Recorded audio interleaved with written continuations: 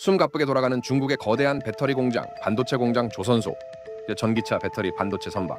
지금 이 순간에도 메이드 인 차이나 제품들이 전 세계 시장을 집어삼키고 있습니다. 그들의 압도적인 가격 경쟁력. 그 비밀은 대체 무엇일까요? 상하이 최저임금 월 54만 원, 베이징 최저임금 월 50만 원, 랴오닝성 최저임금 월 34만 원. 2015년 10월 기준. 네, 잘못 보신 게 아닙니다. 이게 바로 세계 2위 경제 대국이라는 중국의 민낯입니다. 이 숫자를 보고 나면 피가 거꾸로 솟는 분들도 계실 겁니다. 이런 나라와 우리가 어떻게 가격 경쟁을 합니까? 이것은 불공정 게임을 넘어 시스템의 전쟁이다. 안녕하세요. 숫자의 함정 뒤에 숨은 경제의 진짜 얼굴을 파헤치는 빅지식과 빅재미입니다. 오늘 우리는 이 충격적인 월급 54만 원이라는 숫자가 단순한 저임금 문제가 아니라 전 세계 제조업의 목을 조르는 중국의 가장 강력하고 무서운 전략 무기인 이유를 분석해 보겠습니다. 가겠습 뭔가 이상하지 않습니까? 저 돈 받고 어떻게 살지? 저러다 나라가 뒤집어지는 거 아니야? 맞습니다. 바로 그 지점이 우리가 중국에 대해 완벽하게 착각하고 있는 부분입니다. 지금부터 우리가 단 한 번도 본 적 없는 진짜 중국계 문을 열어보겠습니다. 중국에는 두 개의 중국이 존재합니다. 제1중국, 통계 속의 글로벌 팩토리.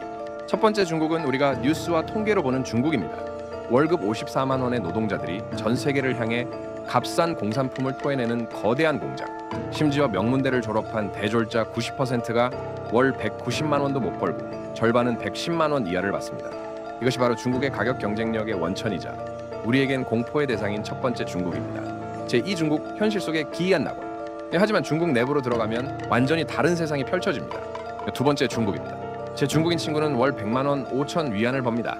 그런데 놀랍게도 꽤 행복하게 삽니다. BYD 전기차를 몰고 샤오미 폰을 쓰고 주말마다 국내 여행을 다닙니다. 어떻게 이게 가능할까요?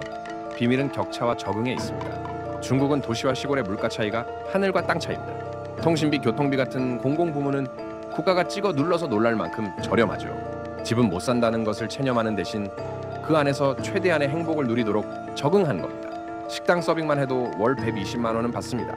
최저임금은 그들에겐 그냥 서류상의 숫자일 뿐입니다. 그렇다면 이 시스템은 누가 설계했는가? 이 모든 모순의 중심에는 중국 공산당의 무섭도록 정교한 설계가 있습니다. 또 국가는 제조업 경쟁력을 위해 전체 임금은 철저히 억누릅니다. 하지만 동시에 사회가 폭발하지 않도록 일선 도시와 공기업에는 높은 월급을 보장하고 지방에는 싼 물가를 유지시켜 최소한의 안전판을 제공합니다. 그리고 개인들에게는 단 하나의 메시지를 던집니다. 이 지옥에서 탈출하고 싶나? 그렇다면 이 공계로 가서 죽으림을 다해 경쟁해서 대기업에 들어가라! 이것이 바로 중국에 불어닥친 이공계 열풍의 진짜 이유입니다. 대기업에 가는 순간 당신은 월급 54만 원의 중국이 아닌 완전히 다른 세상의 중국에서 살게 되니까요.